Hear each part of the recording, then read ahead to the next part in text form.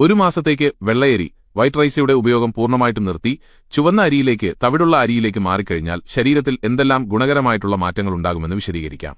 ഒന്നാമത്തത്, നിങ്ങൾ കുറച്ച് അരി ആഹാരം, ചുവന്ന അരി കുറച്ച് കഴിച്ചാൽ തന്നെ നിങ്ങളുടെ വയറ് പെട്ടെന്ന് നിറയും. അതുകൊണ്ടുള്ള ഗുണം എന്ന് പറയുന്നത് നിങ്ങളുടെ ഭാരം കുറയും, നിങ്ങളുടെ അമിതവണ്ണം കുറയാൻ സഹായിക്കും, നിങ്ങളുടെ ഷുഗർ കുറയും, രക്തത്തിലുള്ള പഞ്ചസാരയുടെ അളവ് കുറയാൻ സഹായിക്കും, കൊളസ്ട്രോൾ ഗണ്യമായിട്ട് കുറയാനായിട്ട് സഹായിക്കും. അടുത്ത ഗുണമെന്ന് പറയുന്നത് നിങ്ങൾക്ക് അലർജി ടെൻഡൻസി, വിട്ടുമാറാത്ത കഫക്കെട്ട്, ജലദോഷം, സ്കിന്നിലെ ചൊറിച്ചിൽ ടെൻഡൻസി ഉണ്ടെങ്കിൽ ഇതൊന്ന് കുറയാനായിട്ട് സഹായിക്കും. മൂന്നാമത്തേത്, നമുക്ക് മുടികൊഴിച്ചിൽ പെട്ടെന്ന് കുറയുന്നത് കാണാം.